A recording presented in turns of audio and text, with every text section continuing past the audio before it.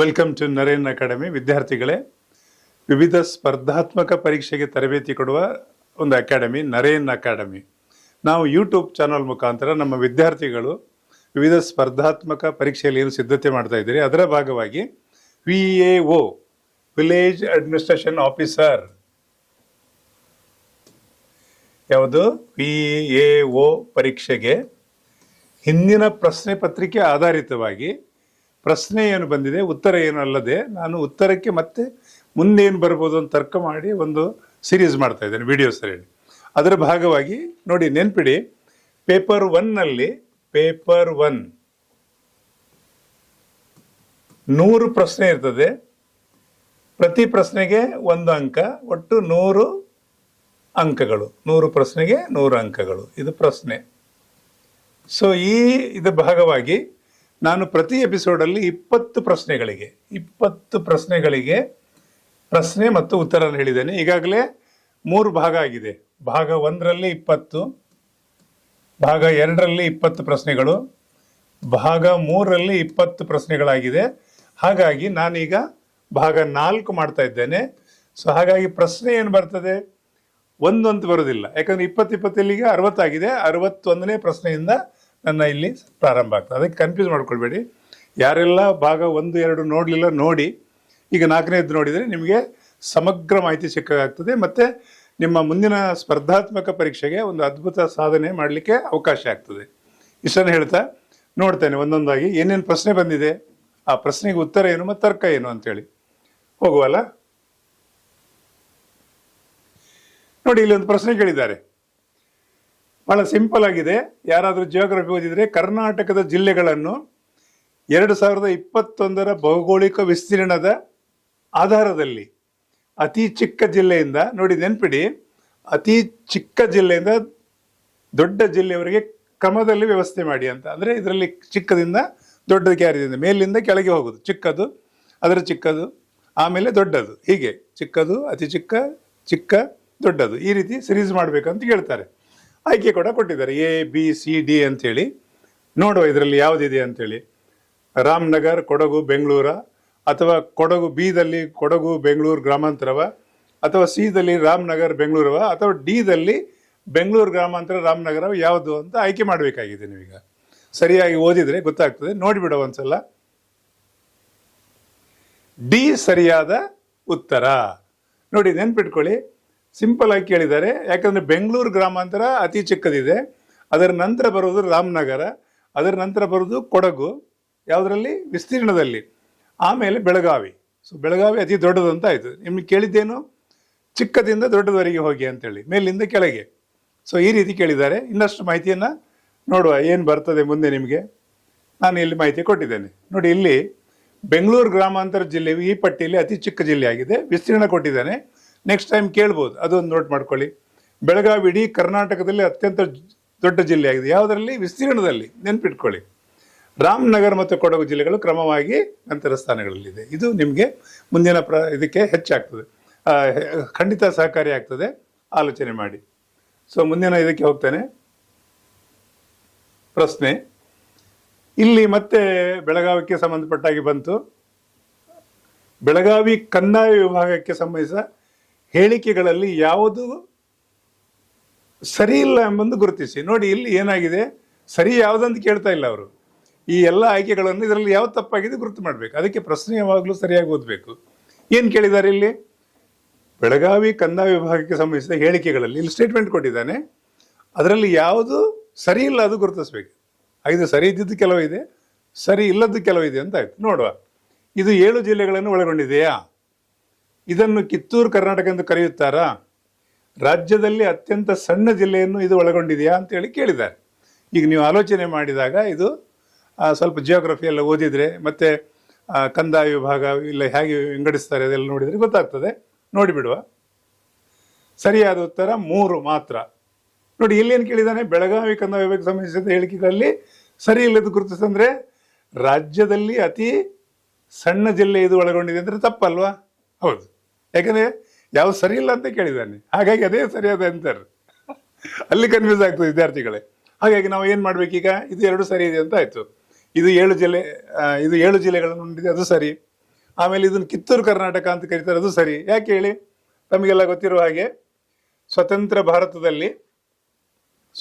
ಭಾರತದಲ್ಲಿ ರಾಜ್ಯಗಳನ್ನ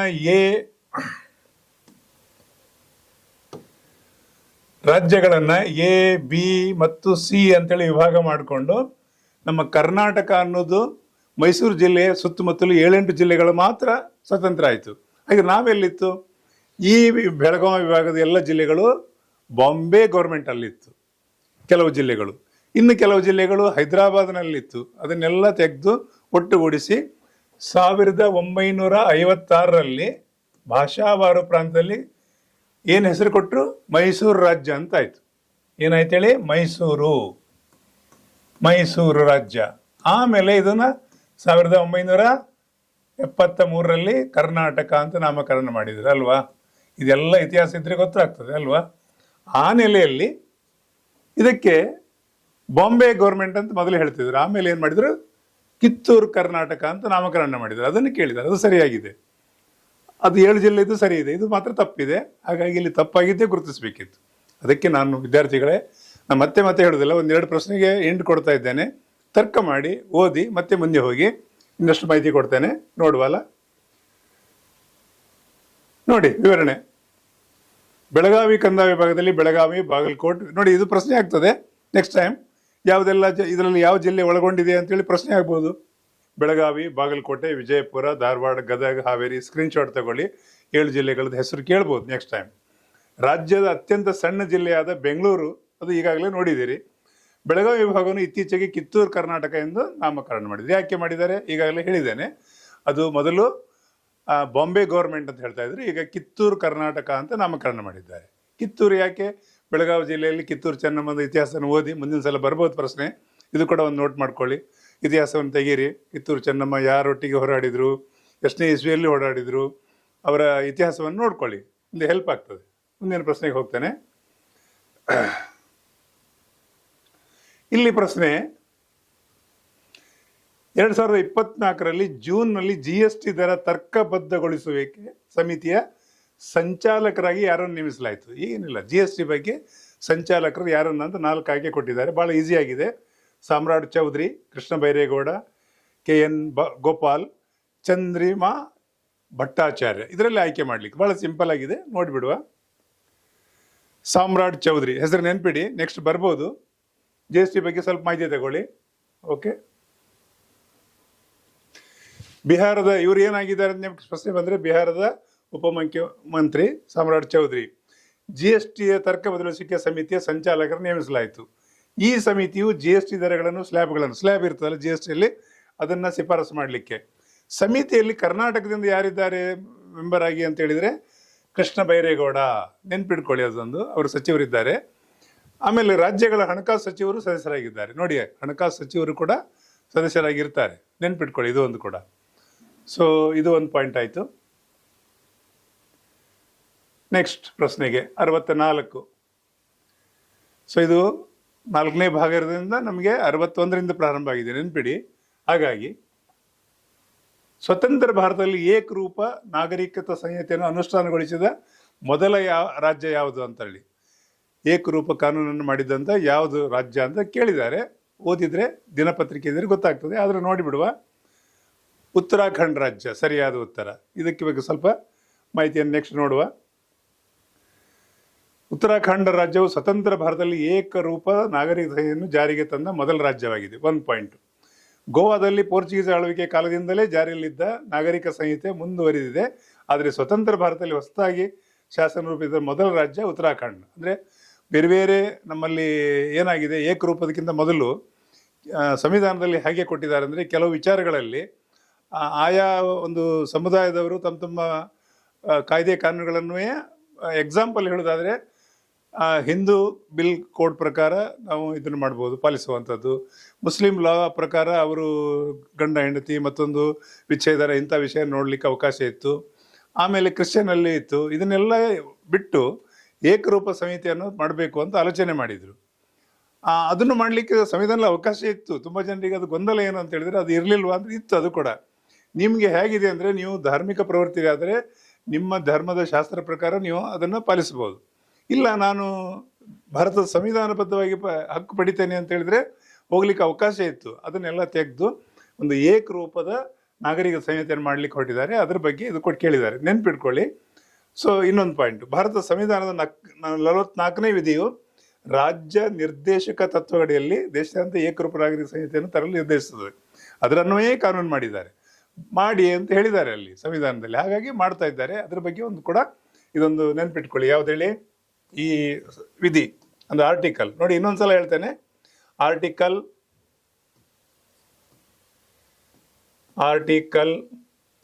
ವಿಧಿ ಅಥವಾ ಅನುಚ್ಛೇದ ಎಲ್ಲ ಒಂದೇ. ಇದು ನಿಮಗೆ ಒಂದ್ಸಲ ಅನುಚ್ಛೇದ ಹಾಕಿರ್ಬೋದು, ಇನ್ನೊಂದ್ಸಲ ಏನು ಹಾಕ್ಬೋದು, ಅವರು ಆರ್ಟಿಕಲ್ ಹಾಕ್ಬೋದು, ಒಂದ್ಸಲ ವಿಧಿ ಹಾಕ್ಬೋದು. ಇದೆಲ್ಲ ಒಂದೇ. 44ನೇ ವಿಧಿ ಆರ್ಟಿಕಲ್, ಅನುಚ್ಛೇದ ಯಾವ್ದು ಹೇಳಿದ್ರು? ಅನುಚ್ಛೇದ. ಓಕೆ, ನೆಕ್ಸ್ಟ್ ಹೋಗ್ತಾನೆ. ಪ್ರಶ್ನೆ 65 ಏನು ಕೇಳಿದ್ದಾರೆ? ಮತ್ತೆ ಇಲ್ಲಿ ಸ್ವಲ್ಪ ಕನ್ಫ್ಯೂಸ್ ಮಾಡಿದ್ದಾರೆ. ಏನು ಹೇಳಿ? ಈ ಕೆಳಗಿನ ಹೇಳಿಕೆಗಳಲ್ಲಿ ಯಾವುದು ತಪ್ಪಾಗಿದೆ? ನೋಡಿ, ಕೆಲವು ಸರಿ ಇದೆ, ಕೆಲವು ತಪ್ಪಿದೆ. ಅದನ್ನು ಯಾವುದು ಗುರುತಿಸ್ಬೇಕಷ್ಟೇ. ನೋಡಿ, ನಿಮ್ಮ ಆನ್ಸರ್ ಏನು? ತಪ್ಪಾಗಿದ್ದನ್ನೇ ಗುರುತಿಸ್ಬೇಕು. ಅದು ಫಸ್ಟ್ ಸರಿಯಾಗಿ ಓದ್ಕೊಳ್ಳಿ. ಲೋಕಸಭೆ ಸದಸ್ಯರು ತಮ್ಮ ಸಭಾಪತಿಯನ್ನು ಚುನಾಯಿಸುತ್ತಾರಾ? ಇದು ಓದಿದಾಗ ಆಲೋಚನೆ ಬರ್ತದೆ ನಿಮಗೆ. ರಾಜ್ಯಸಭೆ ಸದಸ್ಯರು ತಮ್ಮ ಸಭಾಪತಿಯನ್ನು ಚುನಾಯಿಸುತ್ತಾರಾ? ವಿಧಾನಸಭೆ ಸದಸ್ಯರು ತಮ್ಮ ಸಭಾಪತಿಯನ್ನು ಚುನಾಯಿಸುತ್ತಾರೆ. ವಿಧಾನ ಪರಿಷತ್ತಿನ ಸದಸ್ಯರು ತಮ್ಮ ಸಭಾಧ್ಯಕ್ಷರನ್ನು ಚುನಾಯಿಸುತ್ತಾರೆ. ಇದನ್ನೆಲ್ಲ ಓದಿ ಈಗ ಏನು ಮಾಡಬೇಕು ನೀವು? ಯಾವುದು ಸರಿ ಇದೆ ಅಂತ ನೀವು ಪೊಲಿಟಿಕ್ ಕ್ಲಾಸ್ ನೋಡಿದರೆ ಗೊತ್ತಾಗಿಬಿಡ್ತದೆ. ಈಸಿಯಾಗಿ ತಪ್ಪು ಯಾವುದು ಅಂತ ಗೊತ್ತಾಗಿಬಿಡ್ತದೆ, ನೋಡಿಬಿಡುವಲ್ಲ. ಓಕೆ, ರಾಜ್ಯಸಭೆಯ ಸದಸ್ಯರು ತಮ್ಮ ಸಭಾಧ್ಯಕ್ಷರನ್ನು ಚುನಾಯಿಸುತ್ತಾರೆ. ಇದು ತಪ್ಪಿದೆ. ಯಾಕೆ ಹೇಳಿ? ಸಿಂಪಲ್ ಆಗಿ ಹೇಳುವುದಾದ್ರೆ ವಿದ್ಯಾರ್ಥಿಗಳೇ, ನಮ್ಮ ಈ ವ್ಯವಸ್ಥೆಯಲ್ಲಿ ಲೋಕಸಭೆ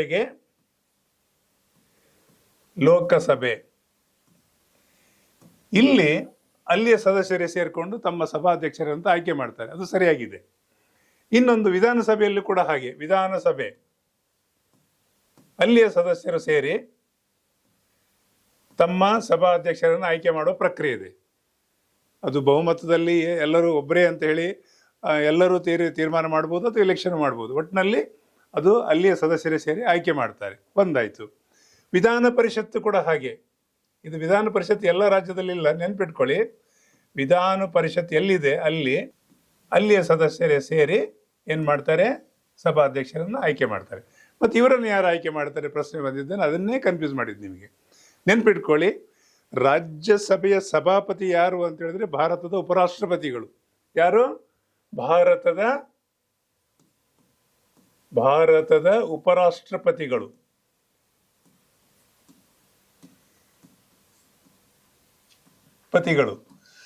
ಇವರು ರಾಜ್ಯಸಭೆಯ ಸಭಾಧ್ಯಕ್ಷರು.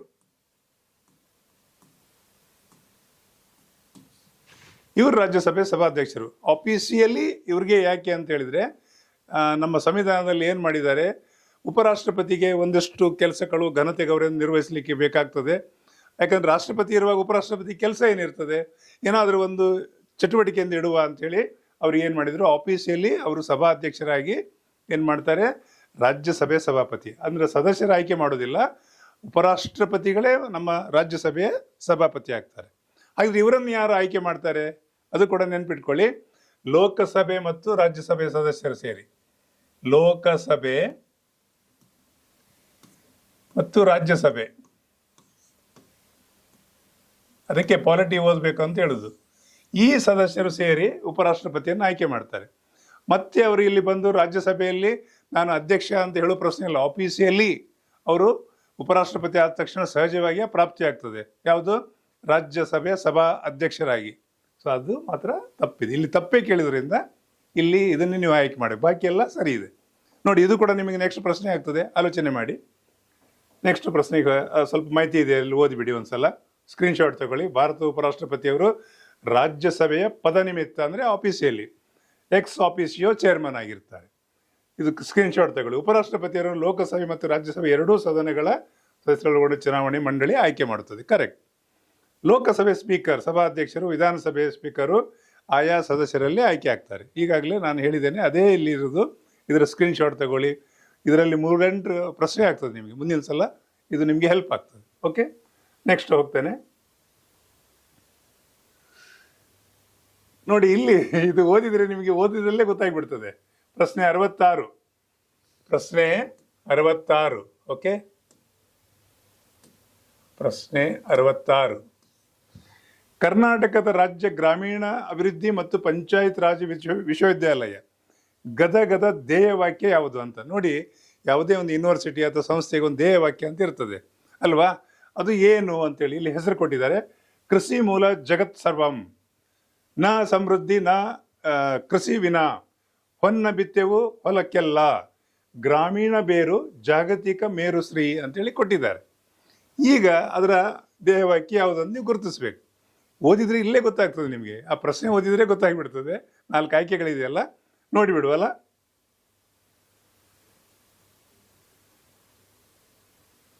ಗ್ರಾಮೀಣ ಬೇರು ಜಾಗತಿಕ ಮೇರುಶ್ರೀ, ಇದು ಅದರ ಧ್ಯೇಯವಾಕ್ಯ. ಸೊ ಹಾಗಿದ್ರೆ ನೀವು ಏನು ಸರ್ಚ್ ಮಾಡಬೇಕು? ಗದಗ್ನಲ್ಲಿ ಯಾವುದು ಇದೆ ವಿಶ್ವವಿದ್ಯಾಲಯ, ಗ್ರಾಮೀಣಾಭಿವೃದ್ಧಿ ಬಗ್ಗೆ ಇದೆ ಅಂತ ನೆನ್ಪಿಟ್ಕೊಳ್ಳಿ. ನೆಕ್ಸ್ಟ್ ಟೈಮ್ ಪ್ರಶ್ನೆ ಬರ್ಬೋದು. ಸ್ವಲ್ಪ ಮಾಹಿತಿ ನೋಡಿಬಿಡುವಲ್ಲ, ಇನ್ನಷ್ಟು ಸ್ಕ್ರೀನ್ಶಾಟ್ ತಗೊಳ್ಳಿ. ಇದು ಗದಗ್ನಲ್ಲಿರುವ ಕರ್ನಾಟಕ ರಾಜ್ಯ ಗ್ರಾಮೀಣಾಭಿವೃದ್ಧಿ ಪಂಚಾಯತ್ ರಾಜ್ ವಿಶ್ವವಿದ್ಯಾಲಯ, ಅದು ಕೂಡ ನೆನ್ಪಿಟ್ಕೊಳ್ಳಿ. ವಿಶ್ವವಿದ್ಯಾಲಯವನ್ನು ಗ್ರಾಮೀಣಾಭಿವೃದ್ಧಿ ಮತ್ತು ಪಂಚಾಯತ್ ರಾಜ್ ವ್ಯವಸ್ಥೆಯನ್ನು ಬಲಪಡಿಸಲು ವಿಶೇಷವಾಗಿ ಸ್ಥಾಪನೆ ಮಾಡಿದೆ. ಗದಗ ಜಿಲ್ಲೆಯು ಕರ್ನಾಟಕದಲ್ಲಿ ಮೊದಲ, ನೋಡಿ ಇದು ಒಂದು ಪಾಯಿಂಟ್ ಆಗ್ತದೆ, ಎಕ್ಸ್ಟ್ರಾ ಕೊಟ್ಟಿದ್ದೇನೆ. ಗದಗ ಜಿಲ್ಲೆಯ ಕರ್ನಾಟಕದಲ್ಲಿ ಮೊದಲ ಸಹಕಾರಿ ಸಂಘ ಸ್ಥಾಪನೆ ಆಗಿದೆ. ಯಾವ ಗ್ರಾಮದಲ್ಲಿ ಅಂತ ಹೇಳಿದ್ರೆ ಆ ಗ್ರಾಮ ಕೂಡ ಕೇಳ್ಬೋದು. ಕನಗಿನಹಾಳ್, ಜಿಲ್ಲೆ ಯಾವುದು? ಗದಗ್. ಏನು ಸ್ಥಾಪನೆ ಮಾಡಿದ್ರು? ಸಹಕಾರಿ ಸಂಘ, ಇಡೀ ನಮ್ಮ ಕರ್ನಾಟಕದಲ್ಲಿ. ಅದು ಕೂಡ ಒಂದು ನೆನ್ಪಿಟ್ಕೊಳ್ಳಿ. ನೆಕ್ಸ್ಟ್ ಬರ್ಬೋದು ನಿಮಗೆ ಅದು ಪ್ರಶ್ನೆಯಾಗಿ, ಖಂಡಿತ ನಿಮಗೆ ಸಹಕಾರಿ ಆಗ್ತದೆ. ನೆಕ್ಸ್ಟ್ ಪ್ರಶ್ನೆ, ಇಲ್ಲಿ ಕೂಡ ಈಸಿ ಆಗಿದೆ. ನೀವು ದಿನಪತ್ರಿಕೆ ಎಲ್ಲ ಓದಿದರೆ ಅಥವಾ ಹಿಂದಿನ ಇತಿಹಾಸ ಎಲ್ಲ ಓದಿದ್ರೆ ಗೊತ್ತಾಗ್ಬಿಡ್ತದೆ. ಕೇಂದ್ರ ಜಾಗೃತ ಆಯೋಗವನ್ನು ಯಾವ ಸಮಿತಿಯ ಶಿಫಾರಸಿನಿಗೆ ಸ್ಥಾಪಿಸಲಾಯಿತು? ಅಷ್ಟೇ, ಸಿಂಪಲ್ ಆಗಿ ಕೇಳಿದ್ದಾರೆ. ಸಂತಾನಂ ಸಮಿತಿ, ಕೃಪಲಾನಿ ಸಮಿತಿ, ಗೋರ್ವಾಲ ಸಮಿತಿ ಮತ್ತು ರಂಗರಾಜನ್ ಸಮಿತಿ ಅಂತೇಳಿ ಈ ಹೆಸರುಗಳು ಕೂಡ ನೆನ್ಪಿಟ್ಕೊಳ್ಳಿ. ಇದ್ರ ಮೇಲೂ ಪ್ರಶ್ನೆ ಬರ್ತದೆ. ಅವ್ರ ಬಗ್ಗೆ ಗೂಗಲ್ಗೆ ಹೋಗಿ ಚಾಟ್ GPT ಸರ್ಚ್ ಮಾಡಿ ಇಟ್ಕೊಳ್ಳಿ. ಅದು ನಿಮಗೆ 100 ಪ್ರಶ್ನೆಗೆ ಉತ್ತರ ಕೊಡ್ತದೆ. ನೋಡಿಬಿಡುವ ಇದರ ಆನ್ಸರು ಸಂತಾನಂ ಸಮಿತಿ, ಇದು ಕೂಡ ಸರಿಯಾದ ಉತ್ತರ. ಹಾಗಿದ್ರೆ ಇದರ ಸ್ವಲ್ಪ ಮಾಹಿತಿ ನೋಡಿ.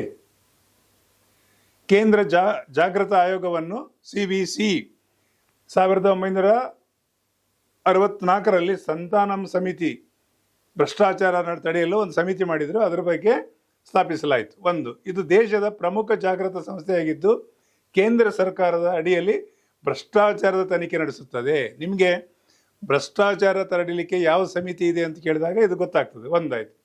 2003ರಲ್ಲಿ ಸಂಸತ್ತು ಇದಕ್ಕೆ ಶಾಸನಬದ್ಧ ಸ್ಥಾನಮಾನ ನೀಡಿತು. ಯಾವಾಗ ರಚನೆ ಆಯಿತು ಅಂತ ವರ್ಷ ಕೇಳಿದರೆ ಅದು ಕೂಡ ಒಂದು ನಿಮಗೆ ಶಿಫಾರಸು ಮೇಲೆ 2003. ಉದ್ದೇಶ ಏನು ಅಂತ ಕೇಳಿದಾಗ ಭ್ರಷ್ಟಾಚಾರವನ್ನು ನಿಗ್ರಹ ಮಾಡಲಿಕ್ಕೆ. ಇದು 4-5 ಪ್ರಶ್ನೆ ಆಗ್ತದೆ. ಓಕೆ, ನೆಕ್ಸ್ಟ್ ಪ್ರಶ್ನೆಗೆ ಹೋಗುವ. ಇದು ಕೂಡ ಭಾಳ ಪಾಲಿಟಿಕ್ ಕ್ಲಾಸಲ್ಲಿ ತುಂಬ ಬಂದಿದೆ ಈ ಸಲ.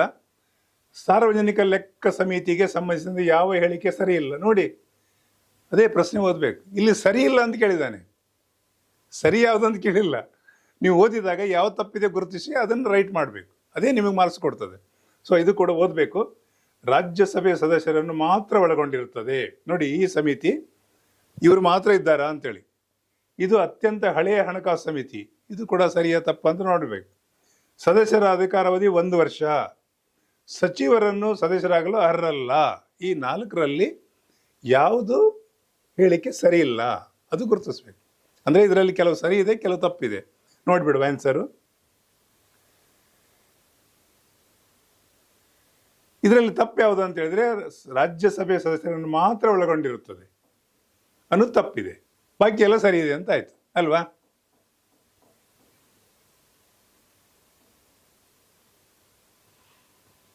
ಸಾರ್ವಜನಿಕ ಲೆಕ್ಕಪತ್ರ ಸಮಿತಿ PAC ಒಟ್ಟು 22. ನೋಡಿ, ಇದೊಂದು 7-8 ಪ್ರಶ್ನೆ ಆಗ್ತದೆ ಇಲ್ಲಿ. ಸಾರ್ವಜನಿಕ ಲೆಕ್ಕಪತ್ರ ಸಮಿತಿ ಎಷ್ಟು ಸದಸ್ಯರು ಇರ್ತಾರೆ ಅಂತ ಹೇಳಿದಾಗ ನಿಮಗೆ ಏನು ಮಾಡಬೇಕು? 22. ಆಮೇಲೆ ಲೋಕಸಭೆಯಿಂದ 15, ರಾಜ್ಯಸಭೆಯಿಂದ 7. ಇದು 3-4 ಪ್ರಶ್ನೆ ಆಗ್ಬೋದು. ಸುಮ್ಮನೆ ಒಂದು ಪ್ರಶ್ನೆ ಕೇಳ್ಬೋದು. ಲೋಕಸಭೆಯಿಂದ ಎಷ್ಟು ಜನ ಅಂತ ಕೇಳಿದಾಗ ಒಂದು ಪ್ರಶ್ನೆ ಆಗ್ತದೆ, ರಾಜ್ಯಸಭೆಯಿಂದ ಎಷ್ಟು ಅಂತ ಕೇಳಿದಾಗ ಒಂದು ಆಗ್ಬೋದು, ಅಥವಾ ಇಲ್ಲಿ ಟೋಟಲ್ಲು ಕೇಳ್ಬೋದು. 3 ಪ್ರಶ್ನೆ ಆಗ್ತದೆ ಇಲ್ಲಿ. ನೆಕ್ಸ್ಟ್ ಟೈಮ್ ನೆನ್ಪಿಟ್ಕೊಳ್ಳಿ. ಇದು 1921ರಲ್ಲಿ ಭಾರತ ಸರ್ಕಾರ ಕಾಯ್ದೆ, ಇದು ಕೂಡ ಒಂದು ಆಗ್ತದೆ. 1919 ಅಡಿಯಲ್ಲಿ ಸ್ಥಾಪಿತವಾದ ಅತ್ಯಂತ ಹಳೆಯ ಹಣಕಾಸು ಸಮಿತಿಯಾಗಿದೆ. ಈ ಸಮಿತಿ ಸದಸ್ಯರ ಅಧಿಕಾರಾವಧಿ 1 ವರ್ಷ. ಇದು ಕೂಡ ಸರಿ. ಸಚಿವರು ಇದರ ಸದಸ್ಯರಾಗಲು ಅರ್ಹರಿರುವುದಿಲ್ಲ, ಅದನ್ನೇ ಕೇಳಿದ್ದಾರೆ. ಅದು ಸರಿಯಾಗಿತ್ತು, ಅರ್ಹರಿಲ್ಲ ಅವರಿಗೆ. ಅದಕ್ಕಾಗಿ ಇದನ್ನು ಬಹಳ ತರ್ಕಬದ್ಧವಾಗಿ ಓದಿದಾಗ ಮಾತ್ರ ಅರ್ಥ ಆಗ್ತದೆ. ಯಾಕಂದರೆ ಸಚಿವರೇ ಅಲ್ಲಿ ಕೂತ್ಕೊಂಡು ಲೆಕ್ಕಪತ್ರ ನೋಡ್ಲಿಕ್ಕೆ ಆಗ್ತದಾ? ಒಂದು ಇಲಾಖೆ ನಿರ್ವಹಿಸಿದ್ದಾರೆ, ಸಾರ್ವಜನಿಕ ಹಣವನ್ನು ಖರ್ಚು ಮಾಡಿದ್ದಾರೆ, ಅದಕ್ಕಾಗಿ ಅವರಿಗೆ ಅದರಲ್ಲಿ ಅಧಿಕಾರ ಇಲ್ಲ, ಇವರೇ ಇರಬೇಕಾಗ್ತದೆ. ಸೊ ಇದನ್ನು ನೆನ್ಪಿಟ್ಕೊಳ್ಳಿ, ಅದಕ್ಕೆ ಓದಬೇಕು. Okay, next. ಇಲ್ಲಿ ಸ್ವಲ್ಪ ಸೈನ್ಸಿಗೆ ಹೋಯಿತು.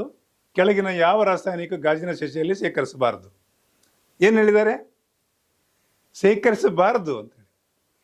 ನೋಡಿ, ಇಲ್ಲಿ ಕೇಳಿದ್ದಾರೆ, ಮತ್ತೆ ಕನ್ಫ್ಯೂಸ್ ಆಗಿದೆ. ಈ ಕೆಳಗಿನ ಯಾವ ರಾಸಾಯನಿಕವನ್ನು ಗಾಜಿನ ಸಸಿಯಲ್ಲಿ ಶೇಖರಿಸಬಾರದು? ಹಾಗೆ ಪ್ಲಾಸ್ಟಿಕಲ್ಲಿ ಇಡ್ಬೋದು, ಬೇರೆ ಪಾತ್ರೆಯಲ್ಲಿ ಇಡ್ಬೋದು ಅಂತ ಆಯಿತು. ಅದು ಯಾವುದು ನೋಡಿಬಿಡುವಲ್ಲ? ಹೈಡ್ರೋಫ್ಲೋರಿಕ್ ಆಮ್ಲ. ಅದರಲ್ಲಿ ಗಾಜಿನಲ್ಲಿ ಇಡಬಾರ್ದು, ನೆನ್ಪಿಟ್ಕೊಳ್ಳಿ. ಸ್ವಲ್ಪ ಮಾಹಿತಿ ಇದೆ. ನೆಕ್ಸ್ಟ್ ಸ್ಕ್ರೀನ್ ಶಾಟ್ ತಗೊಳ್ಳಿ, ಯಾಕಂದರೆ ತುಂಬ ಟೆಕ್ನಿಕಲ್ ಇದೆ.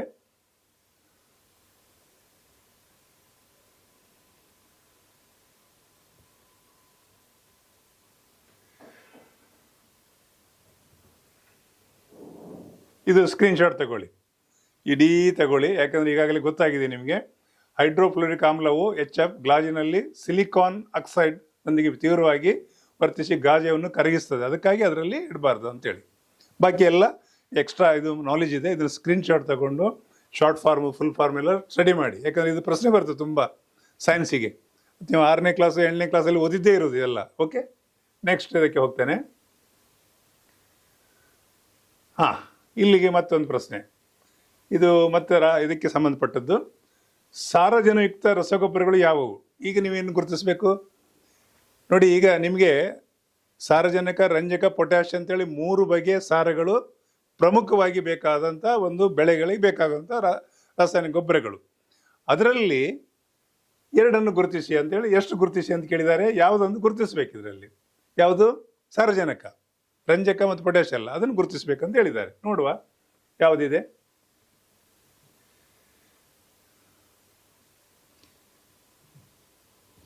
ಎ ಮತ್ತು ಬಿ ಅಂತ ಹೇಳಿದರೆ ನೋಡಿ, ಯೂರಿಯಾ ಅದಕ್ಕೆ ಸಾರಜನಕವೇ. ಯೂರಿಯಾ ನೀವು ಆಗಾಗಲೇ ನೋಡ್ತಾ ಇರ್ತೀರಿ, ಇದು ಸಾರಜನಕ ಹೊಂದಿದೆ. ಇನ್ನೊಂದು ಅಮೋನಿಯಂ ನೈಟ್ರೇಟ್, ಇದು ಕೂಡ ಸಾರಜನಕವನ್ನೇ ಒಳಗೊಂಡಿದೆ. ಬಾಕಿ ಇದು ಬೇರೆ ಇದೆ. ಓಕೆ, ಸ್ವಲ್ಪ ಮಾಹಿತಿಯನ್ನು ಸ್ಕ್ರೀನ್ ಶಾಟ್ ತಗೊಂಡ್ಬಿಡಿ. ಇದು ಯೂರಿಯಾ CONH, ಇದು ಕೂಡ ಶಾರ್ಟ್ ಫಾರ್ಮ್ ತಗೊಳ್ಳಿ, ಯಾಕಂದರೆ ಇದು ಕೇಳ್ಬೋದು. CONH2 ಇದು ಅಂದರೆ ಏನು ಅಂತೇಳಿ. ನೈಟ್ರೋಜನ್, ಇದನ್ಗೆ ಹಾಕಿ ನೈಟ್ರೋಜನ್ ಕೇಳ್ಬೋದು. ನೈಟ್ರೋಜನ್ ಕೇಳಿ ಇದರದ್ದು ಈ ಫುಲ್ ಫಾರ್ಮ್ ಕೇಳ್ಬೋದು, ಶಾರ್ಟ್ ಫಾರ್ಮ್ ಹಾಕ್ಬೋದು, ಯಾವುದಾದ್ರು ಒಂದು ಮಾಡ್ಲಿಕ್ಕೆ ಸಾಧ್ಯತೆ. ಅಮೋನಿಯಂ ನೈಟ್ರೇಟು, ಅದು ಕೂಡ ಒಂದು ನೆನ್ಪಿಟ್ಕೊಳ್ಳಿ. ಇದೊಂದು ಸ್ಕ್ರೀನ್ ಶಾಟ್ ತಗೊಳ್ಳಿ, ಇದು ಕೂಡ ನಿಮಗೆ ಹೆಲ್ಪ್ ಆಗ್ತದೆ. ಇದೇ ಕೇಳಲಿಕ್ಕೆ ಸಾಕು ನೆಕ್ಸ್ಟ್ ಟೈಮ್ ಅಲ್ವಾ?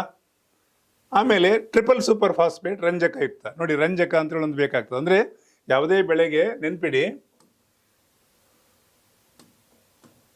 ಸಾರಜನಕ, ಆಮೇಲೆ ರಂಜಕ, ಇನ್ನೊಂದು ಪೊಟ್ಯಾಷ್. ಇದು 3 ಪ್ರಮುಖ ಸಾರಗಳು ಬೇಕಾಗ್ತದೆ. ಸೊ ಅದು ಕೂಡ ಇಲ್ಲಿ ಕೊಟ್ಟಿದ್ದೇನೆ. ಅದಕ್ಕೆ ಇಂಗ್ಲೀಷಲ್ಲಿ ಕೂಡ NPK ಅಂತ ಹೇಳ್ತಾರೆ. NPK. ಸರ್, ಪೊಟ್ಯಾಷಿಕ್ ಕೆ ಯಾಕೆಂದರೆ ಇದು ಸಿಂಬಾಲಿಕ್ ಅಷ್ಟೇ. ಕೆ ಸಿಂಬಾಲಿಕ್ ಇದೆ. ಸೊ ಹಾಗಾಗಿ ಅದು ಲ್ಯಾಟಿನ್ ಭಾಷೆದು ಒಂದು ವರ್ಡಿಗೆ ಬರ್ತದೆ, ಪೊಟ್ಯಾಷಿಕ್ ಲಿಂಕ್ ಇದೆ. ಅದಕ್ಕಾಗಿ ಸಿಂಬಾಲಿಕ್ ಆಗಿ ಅದನ್ನು ತಗೊಂಡಿದ್ದಾರೆ, ಸಿಂಬಾಲಿಕ್ ಆಗಿ ಕೆ ಅಂತೇಳಿ.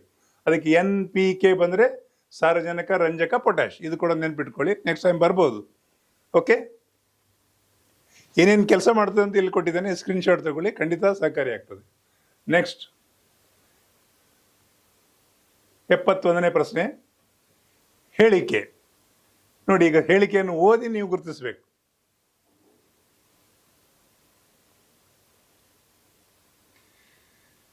ಹಾರ್ಮೋನುಗಳು ಇಂಟರ್ಸೆಲ್ಯುಲರ್ ಸಂದೇಶಗಳಾಗಿ ಕಾರ್ಯನಿರ್ವಹಿಸುತ್ತವೆ. ಹಾರ್ಮೋನುಗಳು ಎಂಡೋಕ್ರೈನ್ ಗ್ರಂಥಿಗಳಲ್ಲಿ ಉತ್ಪತ್ತಿಯಾಗುತ್ತವೆ. ಏನು ಮಾಡಿದ್ದಾರೆ ಇಲ್ಲಿ? ಈಗ ಎರಡು ಕೊಟ್ಟು ಸ್ಟೇಟ್ಮೆಂಟ್ ಕೊಟ್ಟು ಎರಡೂ ಸರಿಯಾಗಿದೆ, ಒಂದು ಮಾತ್ರ ಸರಿಯಾಗಿದೆ, ಆಮೇಲೆ ಎರಡೂ ಸರಿಯಾಗಿದೆ, ಎರಡೂ ಸರಿ ಇಲ್ಲ ಅಂತ ಈಗ ಕೊಟ್ಟಿದ್ದಾರೆ. ಈಗ ಕನ್ಫ್ಯೂಸ್ ಅಲ್ವಾ ನಿಮಗೆ? ಅದಕ್ಕೆ ಓದಿದರೆ ಮಾತ್ರ ಗೊತ್ತಾಗುವಂಥದ್ದು. ನಾವು ನೇರವಾಗಿ ವಿಷಯಕ್ಕೆ ಹೋಗಿಬಿಡ್ತೇನೆ, ಆಯಿತಾ? ಎರಡೂ ಸರಿಯಾಗಿದೆ ಅಂತ. ಓಕೆ, ಸ್ವಲ್ಪ ಮಾಹಿತಿಯನ್ನು ತಗೊಳ್ಳುವ ಹೆಚ್ಚುವರಿ. ಇದರ ಸ್ಕ್ರೀನ್ಶಾಟ್ ತಗೊಳ್ಳಿ, ಯಾಕೆಂದರೆ ಇದು ಭಾಳ ಇನ್ನು ಡೆಪ್ತ್ ಇದೆ. ಇದನ್ನು ಸ್ಕ್ರೀನ್ಶಾಟ್ ತಗೊಂಡು ಇದ್ರ ಬಗ್ಗೆ ಗೂಗಲ್ಗೆ ಹೋಗಿ ಎಲ್ಲ ಡೀಟೇಲ್ಸ್ ತೆಗೆದು ನೋಟ್ ಮಾಡಿಡಿ. ಖಂಡಿತ ನಿಮಗೆ ನೆಕ್ಸ್ಟ್ ಟೈಮು ಹೆಲ್ಪ್ ಆಗ್ತದೆ. ಓಕೆ, ಸ್ಕ್ರೀನ್ಶಾಟ್ ತಗೊಳ್ಳಿ, ಆಯಿತಾ? ಓಕೆ, ನೆಕ್ಸ್ಟು ಕಂಟಿನ್ಯೂ ಮಾಡ್ತೇನೆ. ತಗೊಂಡ್ರ್ಯಾ? ಓಕೆ, ನೋಡಿ ಇಲ್ಲಿ ಇನ್ನೊಂದು ಮತ್ತೆ ಸಿಂಪಲ್ ಆಗಿ ಕೇಳಿದ್ದಾರೆ. ಗಾಜಿನ ವಿಧ ಮತ್ತು ಉಪಯೋಗಗಳು. ಅಲ್ಲಿ ವಿಧಾನ ಕೊಟ್ಟಿದ್ದಾನೆ, ಅದರ ಉಪಯೋಗ ಕೂಡ ಕೊಟ್ಟಿದ್ದಾನೆ. ಇದು ಹೌದಾ ಅಲ್ವಾ ಅಂತೇಳಿ ಗುರುತಿಸ್ಬೇಕು ನೀವು. ಏನು ಹೇಳಿದ್ದಾರೆ? ಒಂದು, ಪ್ಲಿಂಟ್ ಗ್ಲಾಸ್ ಕ್ಯಾಮ್ರಾ ಮಸೂರುಗಳಿಗೆ ಉಪಯೋಗ ಆಗ್ತದಾ, ಹೌದಾ ಅಲ್ವಾ ಅಂತ ಗುರುತಿಸ್ಬೇಕು. ಕ್ರುಕ್ಸ್ ಗ್ಲಾಸ್ ಗಾಗಲ್ಸ್ ಲೆನ್ಸ್ಗಳು, ನೀವು ಗಾಗಲ್ ಹಾಕ್ತಿರಲ್ಲ ಅದಕ್ಕೆ. ಸೋಡಾ ಲೈಮ್ ಗ್ಲಾಸ್ ರಿಯಂಜೆಂಟ್ ಬಾಟ್ಲಿಗಳು. ಈಗ ಏನು ಮಾಡಿದ್ದಾರೆ? ಹೀಗೆ ಕೊಟ್ಟು ನಿಮ್ಗೆ ಏನು ಮಾಡ್ಲಿಕ್ಕೆ ಹೇಳಿದ್ದಾರೆ? ಎದಲ್ಲಿ ಬಿ ಮಾತ್ರ ಸರಿಯಾ ಅಂತ ಕೇಳಿದ್ದಾರೆ, ಬಿದಲ್ಲಿ ಬಿ ಮತ್ತು ಸಿ ಮಾತ್ರ ಸರಿಯಾ ಅಂತ ಕೇಳಿದ್ದಾರೆ. ಆಮೇಲೆ ಸಿದಲ್ಲಿ ಎ ಬಿ ಸಿ ಮೂರು ಸರಿಯಾ ಅಂತ ಕೇಳಿದ್ದಾರೆ. ಡಿದಲ್ಲಿ ಮತ್ತೆ ಕನ್ಫ್ಯೂಸ್ ಮಾಡಿದ್ದಾರೆ, ಎ ಮತ್ತು ಸಿ ಮಾತ್ರ ಸರಿಯಾ ಅಂತೇಳಿ. ಈಗ ನೀವು ತರ್ಕ ಮಾಡಿದಾಗ ಇದು ನೋಡುವ ಸರಿಯಾದ ಆನ್ಸರು. ತರ್ಕ ಮಾಡಿ ನೋಡಿಬಿಡುವ ಒಂದ್ಸಲ. ಎ ಬಿ ಸಿ ಮೂರು ಸರಿಯಾಗಿ ನೋಡಿ. ಅಲ್ಲಿ ಏನು ಮಾಡಿದ್ದಾರೆ? ಅದರ ಗ್ಲಾಸಿನ ಹೆಸರು ಕೊಟ್ಟಿದ್ದಾರೆ, ಅದರ ಉಪಯೋಗ ಕೊಟ್ಟಿದ್ದಾರೆ, ಮೂರು ಸರಿಯಾಗಿದೆ. ಈ ಥರ ಕನ್ಫ್ಯೂಸ್ ಆಗ್ತದೆ. ಸ್ವಲ್ಪ ಓದಿದರೆ ಇದು ಗೊತ್ತಾಗ್ತದೆ. ಸ್ಕ್ರೀನ್ಶಾಟ್ ತಗೊಳ್ಳಿ ಮತ್ತು ಗ್ಲಾಸ್ ಬಗ್ಗೆ ಇನ್ನಷ್ಟು ಸರ್ಚ್ ಮಾಡಿ. ಖಂಡಿತ ನಿಮಗೆ ಮುಂದಿನ ಎಕ್ಸಾಮಲ್ಲಿ ಸಹಕಾರಿ ಆಗ್ತದೆ. ಸ್ವಲ್ಪ ನೋಡಿಬಿಡುವ ಇದರ ಮಾಹಿತಿಗಳನ್ನು. ಇದೊಂದು ಸ್ಕ್ರೀನ್ಶಾಟ್ ತಗೊಳ್ಳಿ. ಪ್ರಿಂಟ್ ಗ್ಲಾಸ್ ಹೆಚ್ಚಿನ ಬೆಳಕಿನ ವಕ್ರೀಭವನ ಹೊಂದಿದ್ದು ಕ್ಯಾಮ್ರಾಗೆ ಬೇಕಾಗ್ತದೆ. ಈ ಎಲ್ಲ ಮಾಹಿತಿಯನ್ನು ಸ್ಕ್ರೀನ್ಶಾಟ್ ತಗೊಂಡು ಮನನ ಮಾಡಿ ಒಂದಿಷ್ಟು ಗೂಗಲ್ ಮಾಡಿದರೆ ಇನ್ನಷ್ಟು ಮಾಹಿತಿ ಸಿಗ್ತದೆ. ಓಕೆ, 73ನೇ ಪ್ರಶ್ನೆ ಏನು ಕೇಳಿದ್ದಾರೆ? ಸಿಂಪಲ್ ಆಗಿ, MRI ಸ್ಕ್ಯಾನಿಂಗ್ಗಳಲ್ಲಿ ಬಳಸುವ ವಿದ್ಯುತ್ ಕಾಂತೀಯ ವಿಕಿರಣ ಯಾವುದು ಅಂತೇಳಿ. MRI ಕೇಳಿದ್ರಿ, ಇತ್ತೀಚೆಗೆ ತುಂಬ ಸುದ್ದಿಯಲ್ಲಿದೆ. ಶಾರ್ಟ್ ಫಾರ್ಮ್ ಅದು. ಸ್ಕ್ಯಾನ್ ಮಾಡುವಂಥದ್ದು ಮಿಷನ್ನು. ನೇರಳಾತೀತ ಕಿರಣಗಳು, ರೇಡಿಯೋ ತರಂಗಗಳು, ಸೂಕ್ಷ್ಮ ತರಂಗಗಳು, ಗಾಮಾಕಿ ವಿಕಿರಣಗಳು. ಅದು ಯಾವುದು ಅಂತ ಗುರುತಿಸ್ಬೇಕು ಅಷ್ಟೇ. ನೋಡುವ, ಸ್ವಲ್ಪ ಮಾಹಿತಿ ತಗೊಂಡ್ರೆ ಈಸಿಯಾಗಿ ಆನ್ಸರ್ ಮಾಡ್ಬೋದು.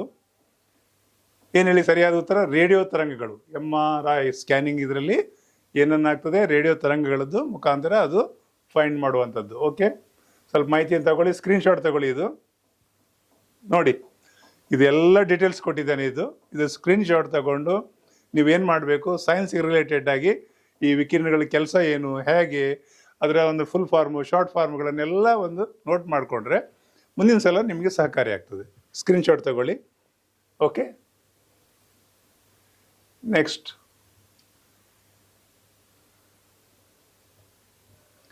ಏನು ಕೇಳಿದ್ದಾರೆ? ಸಂವಿಧಾನದ 243ನೇ ವಿಧಿಗಳಿಗೆ ಸಂಬಂಧಿಸಿದಂಥ ಸರಿಯಾದ ಜೋಡಿಗಳನ್ನು ಗುರುತಿಸಬೇಕು. ಇಲ್ಲಿ ಜೋಡಿ ಮಾಡಿದ್ದಾರೆ, ಆ ಜೋಡಿಗೆ ಗುರುತಿಸ್ಬೇಕು ನೀವು ಯಾವ್ದು ಸರಿಯಾಗಿದೆ ಅಂತೇಳಿ. ಏನು ಮಾಡಿದ್ದಾರೆ? 243 ಗ್ರಾಮ ಸಭೆಗೆ ಸಂಬಂಧಪಟ್ಟಿದ್ದು, ಇದು ಜೋಡಿ. 243 ಡಿ ಮೀಸಲಾತಿಗೆ, 243 ಜಿ ಅಧಿಕಾರ ಮತ್ತು ಜವಾಬ್ದಾರಿ, 243 ಜೆದಲ್ಲಿ ಚುನಾವಣೆ. ಇದಕ್ಕೆ ಸಂಬಂಧಪಟ್ಟ ಯಾವ್ದು ಜೋಡಿ ಕೊಟ್ಟರು? ಮತ್ತೆ ಎದಲ್ಲಿ ಎ ಬಿ ಸರಿ ಇದೆಯಾ, ಬಿ ಮತ್ತು ಸಿ ಸರಿ ಇದೆಯಾ, ಜಿ ಮತ್ತು ಡಿ ಸರಿ ಇದೆಯಾ, ಬಿ ಮತ್ತು ಡಿ ಸರಿ ಇದೆಯಾ ಅಂತೇಳಿ ನೋಡಿದಾಗ ನೋಡಿಬಿಡುವ. ಬಿ ಮತ್ತು ಸಿ ಸರಿಯಾಗಿದೆ. ನೋಡಿ ಏನು ಹೇಗಿದ್ರೆ ಬಿ ಮತ್ತು ಸಿ. 243 ಮೀಸಲಾತಿ, 243 ಜೀರೋ ಅಧಿಕಾರ ಮತ್ತು ಜವಾಬ್ದಾರಿಗಳ ಬಗ್ಗೆ ಮಾತಾಡ್ತದೆ. ಸರಿ, ಇಷ್ಟು ಕ್ಲಿಯರ್ ಆಯ್ತಾ? ಸ್ವಲ್ಪ ಮಾಹಿತಿಗಳನ್ನು ಎಕ್ಸ್ಟ್ರಾ ಇದು ಸ್ಕ್ರೀನ್ಶಾಟ್ ತಗೊಳ್ಳಿ, ಮುಂದಿನ ಪರೀಕ್ಷೆಗೆ ನಿಮಗೆ ಸಹಕಾರಿ ಆಗ್ತದೆ. ಎಲ್ಲ ಜವಾಬ್ದಾರಿಗಳು ಇಲ್ಲಿ ಕೊಟ್ಟಿದ್ದೇನೆ. ಈ ಎಲ್ಲ ಜವಾಬ್ದಾರಿಗಳನ್ನು ತಗೊಂಡು ನೀವು ಆರ್ಟಿಕಲ್ ಹಾಕಬೇಕು. ಇದೆಲ್ಲ ಆರ್ಟಿಕಲ್ ಹಾಕಿದಾಗ ಅದು ಏನು ಹೇಳ್ತದೆ, ಹೇಗೆ ಮುಂದಿನ ಇದಕ್ಕೆ ನಿಮಗೆ ಹೆಲ್ಪ್ ಆಗ್ತದೆ. ಇದೆಲ್ಲ ಮಾಹಿತಿ ಕೊಟ್ಟಿದ್ದೇನೆ.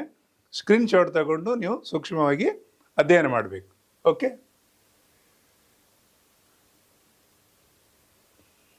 ಹಾಂ, 75ನೇ ಪ್ರಶ್ನೆ ಭಾಳ ಈಸಿ ಇದೆ.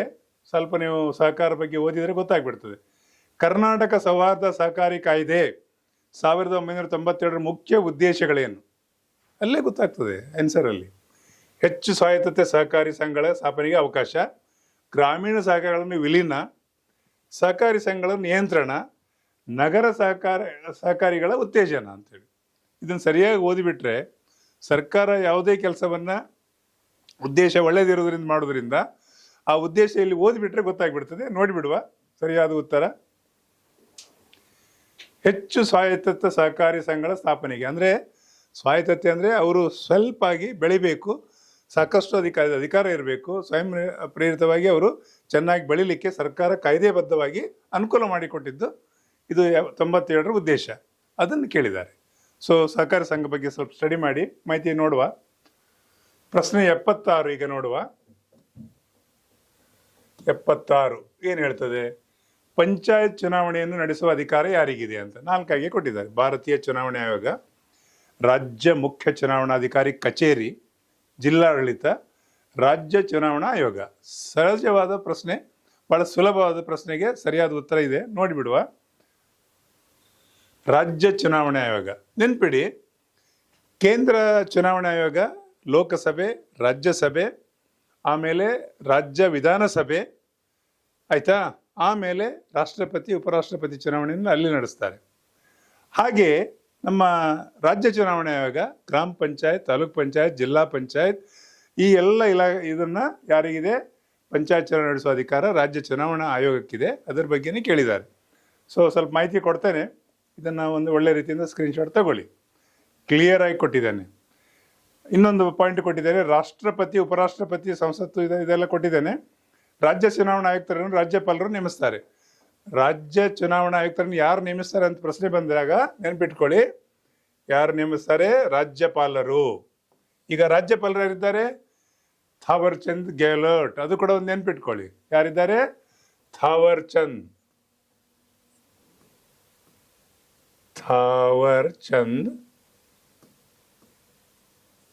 ಗೆಹ್ಲೋಟ್ ಇವರಿದ್ದಾರೆ. ಯಾರು? ನಮ್ಮ ರಾಜ್ಯಪಾಲರು. ಅದು ಕೂಡ ಒಂದು ನೆನ್ಪಿಟ್ಕೊಳ್ಳಿ. ಆಮೇಲೆ ಮುಖ್ಯ ಚುನಾವಣಾ ಆಯುಕ್ತರನ್ನು ಯಾರು ನೇಮಿಸ್ತಾರೆ? ರಾಷ್ಟ್ರಪತಿಗಳು ನೇಮಿಸ್ತಾರೆ. ಅದು ನೆನ್ಪಿಟ್ಕೊಳ್ಳಿ, ಅದೊಂದು ಪಾಯಿಂಟು. ಮತ್ತು ಸ್ಕ್ರೀನ್ಶಾಟ್ ತಗೊಳ್ಳಿ, ನಿಮಗೆ ಅದು ಸಹಕಾರಿ ಆಗ್ತದೆ.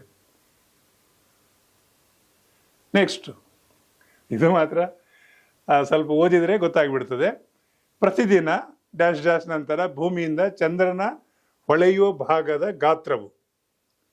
ಚಂದ್ರ ನಿಮ್ಗೆ ಗೊತ್ತಿದೆ, ಪ್ರಕಾಶಮಾನವಾಗಿ ಹೊಳಿಲಿಕ್ಕೆ ಹೆಚ್ಚು ಕಡಿಮೆ ಆಗ್ತಾ ಇರ್ತದೆ. ಒಂದ್ಸಲ ಪ್ರಕಾಶಮಾನವಾಗಿರ್ತದೆ, ಒಂದ್ಸಲ ಮಂದಾಗಿರ್ತದೆ ಅಲ್ವಾ? ಅದು ಹೆಚ್ಚು ಕಡಿಮೆ ಯಾವ ಅವಧಿಯಲ್ಲಿ ಆಗ್ತದೆ ಅಂತ ಪ್ರಶ್ನೆ ಮಾಡಿದ್ದಾರೆ ಇಲ್ಲಿ. ಅಮಾವಾಸ್ಯೆ ಕಡಿಮೆ ಆಗೋ ಸಂದರ್ಭದಲ್ಲಿಯಾ? ಅಮಾವಾಸ್ಯೆ ಹೆಚ್ಚಾಗ್ತದ? ಅಮಾವಾಸ್ಯೆ ಅದೇ ರೀತಿ ಇರುತ್ತದ? ಹುಣ್ಣಿಮೆ ಹೆಚ್ಚಾಗುತ್ತದ ಅಂತೇಳಿ ಆ ಹೊಳೆಯೋ ಭಾಗದಿಂದ ಏನಾಗ್ತದೆ ಅಂತ ಕೇಳಿದ್ದಾರೆ. ನೋಡಿ, ಅಮಾವಾಸ್ಯೆ ಕಡಿಮೆ ಆಗುತ್ತದೆಯಾ? ಅಮಾವಾಸ್ಯೆ ಹೆಚ್ಚಾಗ್ತದ? ಅಮಾವಾಸ್ಯೆ ಅದೇ ರೀತಿ ಇರುತ್ತದೆ, ಹುಣ್ಣಿಮೆ ಹೆಚ್ಚಾಗುತ್ತದೆ. ಎಷ್ಟು ಕನ್ಫ್ಯೂಸ್ ಇದೆ ನೋಡಿಬಿಡುವ ಅಲ್ಲ? ಸರಳವಾಗಿದೆ, ಸ್ವಲ್ಪ ಕನ್ಫ್ಯೂಸ್ ಮಾಡಿದ್ದಾರೆ ಅಲ್ವಾ? ಅಮಾವಾಸ್ಯೆ ಹೆಚ್ಚಾಗುತ್ತದೆ, ಏನಿದು ಅಮಾವಾಸ್ಯೆ ಹೆಚ್ಚಾಗುತ್ತದೆ ಅಂದರೆ ನೋಡಿಬಿಡುವ ಸ್ವಲ್ಪ ಡೀಟೇಲ್ಸು, ಆಗ ನಿಮಗೆ ಇದು ಅರ್ಥ ಆಗ್ತದೆ. ನೋಡಿ, ಏನಂದ್ರೆ ಅಮಾವಾಸ್ಯೆ ನಂತರ ಚಂದ್ರನ ಪ್ರಕಾಶಿತ ಭಾಗವು ಅಮಾವಾಸ್ಯೆ ನಂತರ ಕ್ರಮೇಣ ಹೆಚ್ಚಾಗುತ್ತದೆ. ಯಾಕೆ? ತಮಗೆಲ್ಲ ಗೊತ್ತಿದೆ, ಈ ಚಂದ್ರನ ಒಂದೊಂದೇ ಭಾಗ ನಿಮಗೆ ಮತ್ತೆ ಹುಣ್ಣಿಮೆ ಕಡೆ ಹೋಗುವಾಗ ಅದರ ಪ್ರಕಾಶಮಾನ ಆಗೋದು. ಯಾಕೆಂದರೆ ನೋಡಿ, ನೀವು ಒಂದು ಇಡೀ ಫೋಕಸ್ ಮಾಡಿದಾಗ ಅದು ಸ್ವಲ್ಪ ಮಂದವಾಗಿರ್ತದೆ, ಸ್ವಲ್ಪ ಬಂದಾಗ ಭಾಳ ಫೋರ್ಸ್ ಆಗಿ ಬರ್ತದಲ್ವ ಬೆಳಕು, ಅದನ್ನು ಹೆಚ್ಚಾಗ್ತಾ ಹೋಗ್ತದೆ ಅದಲ್ವಾ ಬೆಳಕು. ಅದನ್ನೇ ಕೊಟ್ಟಿದ್ದಾರೆ ಅಲ್ಲಿ, ಸಿಂಪಲ್ ಇದೆ ಅಲ್ಲಿ. ಮತ್ತೆ ನಿಮ್ಮ ಕೃಷ್ಣ ಪಕ್ಷ, ಶುಕ್ಲ ಪಕ್ಷ ಇದೆಲ್ಲ ಕೊಟ್ಟಿದ್ದೇನೆ, ಇದ್ರ ಸ್ಕ್ರೀನ್ಶಾಟ್ ತಗೊಳ್ಳಿ. ನೆಕ್ಸ್ಟ್ ಟೈಮ್ ಅದೇ ಕೇಳ್ಬೋದು ನಿಮಗೆ, ಇದೊಂದು ನೆನ್ಪು ಮಾಡ್ಕೊಳ್ಳಿ ಇದು, ಆಯ್ತಾ? 78ನೇ ಪ್ರಶ್ನೆಯಲ್ಲಿ ಕರ್ನಾಟಕದ ಯಾವ ನಗರವನ್ನು ರೇಷ್ಮೆ ನಗರಿ ಎಂದು ಕರೆಯಲಾಗುತ್ತದೆ ಮತ್ತು ಇದು ಏಷ್ಯಾದಲ್ಲಿ ಅತಿ ದೊಡ್ಡ ರೇಷ್ಮೆ ಗೂಡಿನ ಮಾರುಕಟ್ಟೆಯನ್ನು ಹೊಂದಿದೆ? ನೋಡಿ, ಎಷ್ಟು ಒಳ್ಳೆ ಅದ್ಭುತ ಪ್ರಶ್ನೆ ಇದೆ. ಕೇವಲ ಭಾರತದಲ್ಲೇ ಅಲ್ಲ, ಏಷ್ಯಾದಲ್ಲೇ ದೊಡ್ಡ ಮಾರುಕಟ್ಟೆ ಇದೆ ಅಂತೆ. ಯಾವ ನಗರ ಅಂತೇಳಿ ಅಲ್ಲಿ ಕನ್ಫ್ಯೂಸ್ ಆಗ್ತದೆ ನಿಮಗೆ. ಆದರೂ ಕೂಡ ಇದು ಸ್ವಲ್ಪ ನೋಡಬೇಕು, ಓದಿದರೆ ಗೊತ್ತಾಗ್ಬಿಡುತ್ತೆ. ರಾಮನಗರ, ಚಿಕ್ಕಬಳ್ಳಾಪುರ, ಮೈಸೂರು, ಮಂಡ್ಯ. ಹೆಚ್ಚಿನವರಿಗೆ ಯಾವುದೋ ಒಂದು ದೊಡ್ಡ ನಗರವೇ ಇರಬೇಕಂತ ಅನಿಸ್ತದೆ, ನೋಡಿಬಿಡುವ ಅಲ್ಲ. ರಾಮನಗರ ನೆನ್ಪಿಡಿ, ಇದು ಪ್ರಶ್ನೆ ನೆಕ್ಸ್ಟ್ ಬರ್ಬೋದು. ರಾಮನಗರ ಬಗ್ಗೆ ಸ್ವಲ್ಪ ಮಾಹಿತಿ ತೆಗೀರಿ. ನೋಡಿ, ರಾಮನಗರವು ಕರ್ನಾಟಕದ ಪ್ರಮುಖ ರೇಷ್ಮೆ ನಗರವಾಗಿದ್ದು ಇಲ್ಲಿ ಏಷ್ಯಾದ ಅತಿ ದೊಡ್ಡ ರೇಷ್ಮೆ ಗೂಡು ಗೊತ್ತಿದೆ. ಅದನ್ನು ಹರಾಜು ಮಾಡಿ ಆಮೇಲೆ ಅದನ್ನು ತಗೊಂಡೋಗಿ ಅದನ್ನೆಲ್ಲ ಎಳೆ ಎಳೆಯಾಗಿ ಮಾಡಿ ರೇಷ್ಮೆ ಸೀರೆ ಎಲ್ಲ ಆಗ್ತಲ್ಲ, ಅದು ಇಲ್ಲಿನ ಮಾರುಕಟ್ಟೆ ಇಡೀ ಏಷ್ಯಾದಲ್ಲೇ ದೊಡ್ಡದಿದೆ. ಇನ್ನೊಂದು ಪಾಯಿಂಟ್ ಇಲ್ಲೇ, ರಾಮನಗರ ಜಿಲ್ಲೆಯ ಬೃಹತ್ ಏಕಶಿಲಾ ಬೆಟ್ಟಗಳು. ತಾವು ಯಾರಾದರೂ ಕೂಡ ಶೋಲೆ ಪಿಕ್ಚರ್ ನೋಡಿದರೆ ಅಲ್ಲೇ ಶೂಟಿಂಗ್ ಆಗಿದ್ದು, ಅದರಲ್ಲಿ ದೊಡ್ಡ ದೊಡ್ಡ ಬಂಡೆಗಲ್ಲುಗಳಲ್ಲಿ ಇರುವಂಥದ್ದು ರಾಮನಗರ ಜಿಲ್ಲೆಗೆ ಬರ್ತದೆ ಎಲ್ಲ ವ್ಯಾಪ್ತಿ. ಸೊ ಅದನ್ನು ನೋಡ್ಕೊಳ್ಳಿ. ಅಲ್ಲಿ ಇನ್ನೊಂದು ಪಾಯಿಂಟ್ ಇದೆ, ಬೃಹತ್ ಏಕಶಿಲಾ ಬೆಟ್ಟಗಳು ಅಲ್ಲಿ ಇರೋದು ಅಲ್ವಾ. ಮತ್ತು ರಣಹದ್ದು ಅಭಯಾರಣ್ಯ ಕೂಡ ಪ್ರಸಿದ್ಧವಾಗಿದೆ. ರಣಹದ್ದುಗಳು ನೋಡಿದ್ರಿ, ಕೇಳಿದ್ರಿ, ಅದರ ಪ್ರಸಿದ್ಧವಾಗಿದೆ. ಅದೊಂದು ನೆನ್ಪಿಟ್ಕೊಳ್ಳಿ. 2-3 ಪ್ರಶ್ನೆ ಆಗ್ತದೆ ಇಲ್ಲಿ. ಮುಂದಿನ ಪ್ರಶ್ನೆಗೆ ಹೋಗ್ತೇನೆ. 79. ಭಾರತದಲ್ಲಿ 3 ಹಂತದ ಪಂಚಾಯತ್ ರಾಜ್ ವ್ಯವಸ್ಥೆಯನ್ನು ಜಾರಿಗೆ ತರಲು ಮೊದಲು ಶಿಫಾರಸು ಮಾಡಿದ ಸಮಿತಿ ಯಾವುದು ಅಂತ. ಈಗ ಸಮಿತಿ ಹೆಸರು ಯಾರು, ಅವ್ರ ಹೆಸರಿದ್ದಾರೆ, ಬಲವಂತರಾಯ್ ಮೆಹ್ತಾ. ಈಗ ನೋಡಿ, ಅಶೋಕ್ ಮೆಹ್ತಾ ಸಮಿತಿ, ಬಲವಂತರಾಯ್ ಮೆಹ್ತಾ ಸಮಿತಿ, GVK ರಾವ್ ಸಮಿತಿ, LM ಸಿಂಘ್ವಿ ಸಮಿತಿ. ಇದರಲ್ಲಿ ಯಾವುದಂತ ಗುರುತಿಸ್ಬೇಕು. ನೋಡಿಬಿಡುವ. ಬಲವಂತರಾಯ್ ಸಮಿತಿ ಏನು, ಭಾರತದಲ್ಲಿ 3 ಹಂತದ ಆಡಳಿತ, ಅದರ ಬಗ್ಗೆ ಒಂದು ಸಮಿತಿ ಆಗಿತ್ತು. ಆನ್ಸರ್ ಸ್ವಲ್ಪ ಮಾಹಿತಿ ತಗೊಂಡ್ಬಿಡುವ ಇದಕ್ಕೆ. ನೋಡಿ, ಇದರಲ್ಲಿ 7-8 ಪ್ರಶ್ನೆ ಆಗ್ತದೆ. ನೆಕ್ಸ್ಟು ಸಮಿತಿ ಹೆಸರು ಗೊತ್ತಾಯ್ತು ನಿಮಗೆ, ಯಾರಿದ್ರು ಅಂತೇಳಿ. ಇದು ಯಾವಾಗ ರಚನೆ ಆಯಿತು ಅಂತ ಪ್ರಶ್ನೆ ಆದಾಗ 1957ರಲ್ಲಿ. 3 ಹಂತ ಅಂದರೆ ನೆನಪಿಡಿ, ಗ್ರಾಮ ಪಂಚಾಯತ್, ತಾಲೂಕು ಪಂಚಾಯತ್, ಜಿಲ್ಲಾ ಪಂಚಾಯತ್. ಈ 3 ಹಂತದ ಆಡಳಿತ ವ್ಯವಸ್ಥೆ ಮಾಡಲಿಕ್ಕೆ ಶಿಫಾರಸು ಯಾವಾಗ, 1957ರಲ್ಲಿ. ಯಾರು, ಬಲವಂತರಾಯ್ ಮೆಹ್ತಾ ಸಮಿತಿ. ಆಮೇಲೆ ಇದರ ಆಧಾರದ ಮೇಲೆ ಅಕ್ಟೋಬರ್, ನೋಡಿ ಇದರ ಒಂದು ಪ್ರಶ್ನೆ ಆಗ್ತದೆ ಮುಂದಿನ ಸಲ, ಯಾಕಂದರೆ ಇದು ನೀವು ಇದಕ್ಕೆ ಸಂಬಂಧಪಟ್ಟದಿರೋದ್ರಿಂದ. ವಿಲೇಜ್ ಅಕೌಂಟೆಂಟು ಮತ್ತು ಗ್ರಾಮೀಣ ಅಭಿವೃದ್ಧಿ ಎಲ್ಲ ಒಂದಕ್ಕೊಂದು ಸಂಬಂಧ ಇದೆ. 1959ರಲ್ಲಿ ರಾಜಸ್ಥಾನ್ ಮೊಟ್ಟ ಮೊದಲ ರಾಜ್ಯ ಯಾವುದು ಅಂತ ಕೇಳಿದಾಗ ರಾಜಸ್ಥಾನ್. ಯಾವ ವರ್ಷದಲ್ಲಿ, 1959ರಲ್ಲಿ 3 ಹಂತದ ಆಡಳಿತ ವ್ಯವಸ್ಥೆ ಮಾಡಿತ್ತು. ಅಶೋಕ್ ಮೆಹ್ತಾ ಸಮಿತಿಯು, ಅದ್ರ ಬಗ್ಗೆ ಒಂದು ನೆನಪಿಟ್ಕೊಳ್ಳಿ. ಅಶೋಕ್ ಮೆಹ್ತಾ ಸಮಿತಿ 1977 ಪಂಚಾಯತ್ ರಾಜ್ನಲ್ಲಿ ರಾಜಕೀಯ ಪಕ್ಷಗಳ ಭಾಗವಹಿಸುವಿಕೆ ಮತ್ತು 2 ಹಂತದ ವ್ಯವಸ್ಥೆಯನ್ನು ಶಿಫಾರಸು ಮಾಡಿತ್ತು. 2 ಹಂತದ ಯಾರು ಶಿಫಾರಸು ಮಾಡಿದರು ಅಂತ ಕೇಳಿದಾಗ ಇವ್ರದ್ದೊಂದು ನೆನಪಿಟ್ಕೊಳ್ಳಿ. ಯಾವ ವರ್ಷ, 1977. ಸೊ ಈ ರೀತಿ ಎಲ್ಲ ಪ್ರಶ್ನೆಗಳು ಬರ್ತದೆ. ಮುಂದಿನ ಪ್ರಶ್ನೆಗೆ ಹೋಗ್ತಾನೆ. ಪ್ರಶ್ನೆ 80. ಇದು ಹೆಚ್ಚಿನ ಅಂಶ. ನಿಮಗೆ ಮಾನವ ದೇಹದಲ್ಲಿರುವ ಅತ್ಯಂತ ದೊಡ್ಡ ಗ್ರಂಥಿ ಯಾವುದು? ಸೈನ್ಸಿಗೆ ಹೋಯ್ತು ಸೀದಾ. ನೋಡಿಬಿಡಿ ಯಾವುದು ಅಂತೇಳಿ. ಯಕೃತ್ತು, ಲಿವರ್ ಅತ್ಯಂತ ದೊಡ್ಡ ಗ್ರಂಥಿ. ಇದನ್ನು ಇನ್ನಷ್ಟು ಮಾಹಿತಿ ಕೊಟ್ಟಿದ್ದೇನೆ. ಈ ಮಾಹಿತಿ ಸ್ಕ್ರೀನ್ಶಾಟ್ ತಗೊಳ್ಬೇಕು ವಿದ್ಯಾರ್ಥಿಗಳೇ. ಯಾಕೆ ಅಂತ ಹೇಳಿದರೆ ಇಲ್ಲಿ ಟೆಕ್ನಿಕಲ್ ಪಾಯಿಂಟ್ ಇರೋದ್ರಿಂದ ಸ್ಕ್ರೀನ್ಶಾಟ್ ತಗೊಂಡು ಲಿವರ್ ಏನು ಕೆಲಸ ಮಾಡ್ತದೆ, ಆಮೇಲೆ ಇದು ಡೆಟಾಕ್ಸ್ ಆಫ್ ಏನು ಕೆಲಸ ಮಾಡ್ತದೆ, ಅದರ ವಿಷಯ ಏನು, ಅದೆಲ್ಲ ಸಂಗ್ರಹಿಸಿ ಅದರ ಡೀಟೇಲ್ಸ್ಗಳನ್ನು ನೀವು ಗೂಗಲ್ ಇದಕ್ಕೆ ಹೋಗಿ ChatGPTಗೆ ಹಾಕಿದರೆ ಎಲ್ಲ ಡೀಟೇಲ್ಸ್ ಕೊಡ್ತದೆ. ಈ ಸ್ಪೆಲ್ಲಿಂಗ್ ಹಾಕಿದರೂ ಸಾಕು, ಅದು ಏನು, ಹೇಗೆ, ಯಾವ ರೀತಿ ಕಾರ್ಯನಿರ್ವಹಿಸ್ತದೆ ಎಲ್ಲ ಕೊಡ್ತದೆ. 7-8 ಪ್ರಶ್ನೆಗೆ ಉತ್ತರ ಆಗ್ತದೆ ನಿಮಗೆ. ನೋಟ್ ಮಾಡ್ಕೊಳ್ಳಿ. ಓಕೆ, ನೆಕ್ಸ್ಟ್ ನಾವು ಹೋಗುವ ಇನ್ನೊಂದು ಪ್ರಶ್ನೆಗೆ. ಮುಗೀತು. ಸೊ ಇದು ವಿದ್ಯಾರ್ಥಿಗಳೇ 4ನೇ ಭಾಗ. ನಾನು ಪ್ರತಿ ಭಾಗದಲ್ಲಿ ತಮಗೆ ಈಗಾಗಲೇ ಹೇಳಿದ್ದೇನೆ 20 ಪ್ರಶ್ನೆಗೆ ಇದು 80 ಪ್ರಶ್ನೆ ಆಯಿತು. ಇನ್ನೊಂದು ಭಾಗದಲ್ಲಿ ಇದು ಪೇಪರ್ 1, ಯಾವುದು ಪೇಪರ್ 1ರ 80 ಪ್ರಶ್ನೆ ಈಗಾಗಲೇ ಆಗಿದೆ. ಇನ್ನು 20 ಪ್ರಶ್ನೆ ಬರ್ತದೆ ಇನ್ನೊಂದು ಭಾಗದಲ್ಲಿ. ಅಲ್ಲಿ ಪೇಪರ್ 1 ಕಂಪ್ಲೀಟ್ ಆಗ್ತದೆ. ಖಂಡಿತ ನೀವು ಪಾಸ್ ಆಗಲಿಕ್ಕೆ ಸಹಕಾರಿ ಆಗ್ತದೆ. ನಮ್ಮ ನರೇನ್ ಅಕಾಡೆಮಿದು ಆ್ಯಪ್ ನಮ್ಮದೇ ಒಂದು ಸ್ವಂತ ಆ್ಯಪ್ ಇದೆ, ಡೌನ್ಲೋಡ್ ಮಾಡಿ. ಅಲ್ಲಿ ಒಂದು ಕೋರ್ಸ್ ಇದೆ, ಫೌಂಡೇಶನ್ ಕೋರ್ಸ್. ಪರ್ಚೇಸ್ ಮಾಡಿದರೆ ನೀವು ಮನೆಯಲ್ಲೇ ಕಲೀಲಿಕ್ಕೆ ಇನ್ನಷ್ಟು ಮಾಹಿತಿ ಸಿಗ್ತದೆ. ಸರ್ ಕೋರ್ಸ್ ಬೇಡ ನಮಗೆ ಅಂತ ಹೇಳಿದರೆ ನಮ್ಮ ಯೂಟ್ಯೂಬ್ ಚಾನಲ್ ಇದೆ, ಹೆಸರು ಕೊಟ್ಟಿದ್ದೇನೆ, ಬ್ರಹ್ಮಾವರ ನರೇನ್ ಅಕಾಡೆಮಿ. ಅದನ್ನು ಆಲ್ರೆಡಿ ಪ್ಲೇ ಲಿಸ್ಟಿಗೆ ಹೋಗಿ ಎಲ್ಲ ಮಾಹಿತಿ ಇರುವಂಥ ವಿಡಿಯೋಗಳಿದೆ, ಅದನ್ನು ನೋಡಿ ಮನೆಯಲ್ಲೇ ಸ್ಟಡಿ ಮಾಡಿ ಪಾಸ್ ಆಗಿ. So all the best. Next time ಇನ್ನೊಂದು ವಿಡಿಯೋ ತೊಗೊಂಡು ಬರ್ತೇನೆ. Thank you very much.